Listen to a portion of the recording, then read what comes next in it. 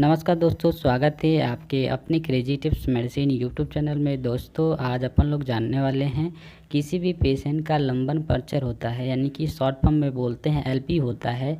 तो एक duty staff को यानी कि नर्सिंग स्टाफ को क्या क्या चीज़ें अरेंज करके रखनी होती है किसी पेशेंट का लंबन पंक्चर होता है, तो आपको इसके बारे में बताएंगे। बहुत ही सिंपल वर्ड में, बहुत ही आसान शब्द में आपको बताएंगे कि आप क्या क्या चीज़ें अरेंज करके आपको रखना होता है प्रोसीजर से पहले। तो इसको आप वीडियो को लास्ट तक देखिएगा, तभी आपको पूरी बातें समझ आएगी। तो आइए हम आपको बताते हैं बहुत ही सिंपल वर्ड में किसी भी व्यक्ति का या किसी भी पेशेंट का, यदि आप पीडियाट्रिक वार्ड में हो या एडल्ट में हो या न्यूनेटल बेबी में हो, तो आप कैसे किसी चीज़ का प्रोसीजर करने से पहले यानी कि लंबर पंक्चर का प्रोसीजर करने से पहले क्या क्या चीज़ें अरेंज करके आपको रखना होता है एक नर्सिंग स्टाफ को, एक ड्यूटी नर्सिंग स्टाफ को। ठीक है, तो आइए हम जानते हैं। दोस्तों सबसे पहले किसी भी पेशेंट का प्रोसीजर कराने से पहले जो ड्यूटी स्टाफ होता है उसको सबसे फर्स्ट प्रोसीजर क्या होता है कि आपको पेशेंट को देखना है कि आपका पेशेंट किस तरीके का है।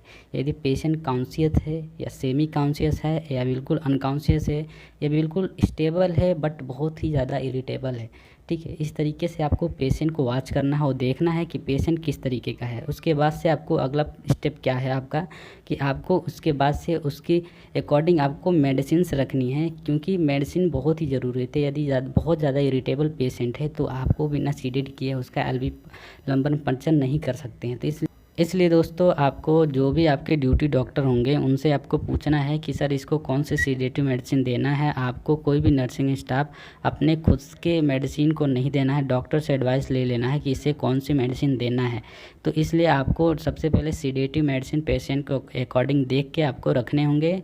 दूसरा स्टेप क्या होता है कि दोस्तों बहुत सारे हॉस्पिटल्स होते हैं जो NABH अप्रूव्ड होते हैं, बट वहाँ पे क्या होता है जो NABH हॉस्पिटल्स होते हैं जो NABH से अप्रूव्ड होते हैं वहाँ पे हर एक चीज़ को प्रोसीजर से किया जाता है। बहुत सारे छोटे सेटअप होते हैं वहाँ पे प्रोसीजर से चीज़ें नहीं होती हैं।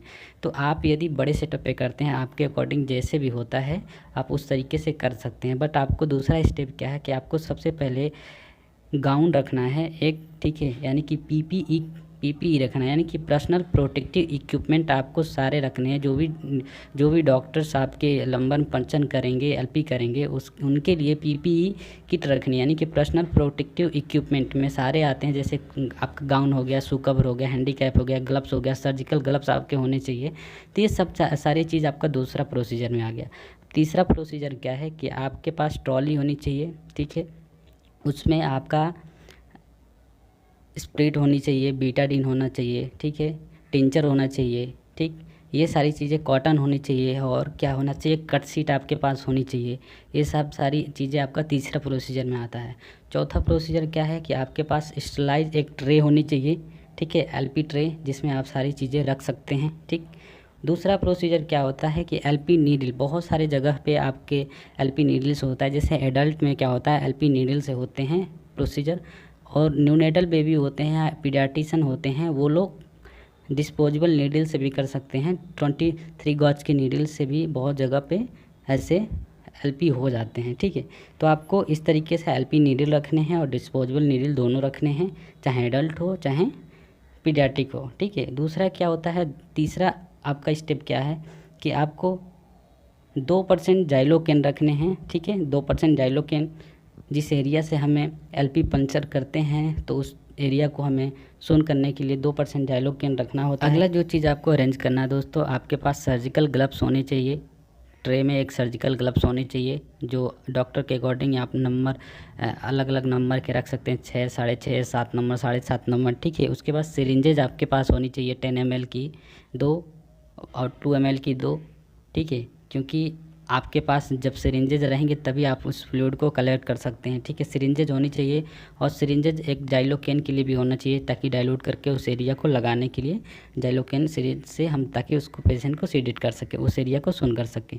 ठीक है, ऑक्सीजन मास्क आपके पास ज़रूर होने चाहिए, क्योंकि यदि कभी कभी क्या होता है पेशेंट का ऑक्सीजन करते वक्त लो हो जाता है, इसलिए आपके पास ऑक्सीजन मास्क होने चाहिए। ऑक्सीजन मास्क यदि आप वार्ड में करते हैं किसी पेशेंट का LP पंक्चर, तो यदि आपके पास ऑक्सीजन की व्यवस्था नहीं है तो ऑक्सीजन सिलेंडर आपके पास अरेंज होनी चाहिए।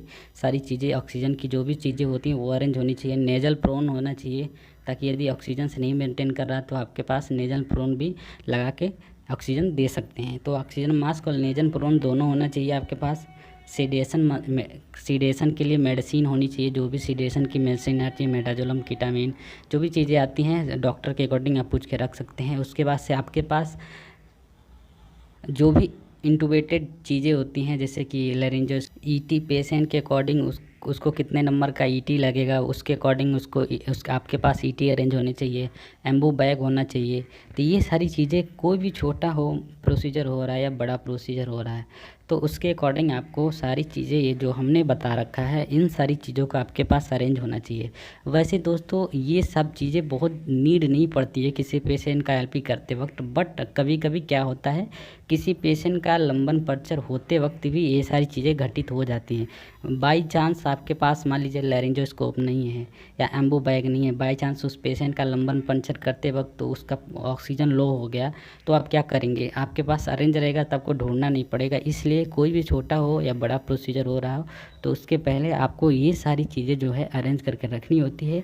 उससे क्या होता है कि जो भी ड्यूटी स्टाफ होता है उसके लिए बहुत ही बेनिफिट होता है कि वो आसानी से उस पेशेंट का प्रोसीजर करा लेता है और उससे उसको छुटकारा मिल जाता है। क्योंकि एक प्रोसीजर होता है, कोई भी प्रोसीजर बहुत ही डेंजर होता है। आप किसी भी पेशेंट का यदि कोई भी प्रोसीजर करते हैं तो उसको प्रोसीजर करते वक्त कुछ भी हो सकता है। इसलिए आप इन सब चीज़ों को अपने तरफ से सतर्कता बरतें ताकि पेशेंट को सर्वाइव करना ना पड़े। तो आशा है कि दोस्तों आपको समझ आ गया होगा और बहुत ही सिंपल वर्ड में आपको बताए हैं क्या क्या चीज़ें अरेंज करनी होती है। तो भाई आपको आशा है कि अब समझ आ गया, और अच्छा है समझ आ गया होगा तो इस वीडियो को दोनों एक तरफ फैला दीजिए ताकि सभी को इससे नॉलेज मिल सके। सो थैंक यू दोस्तों।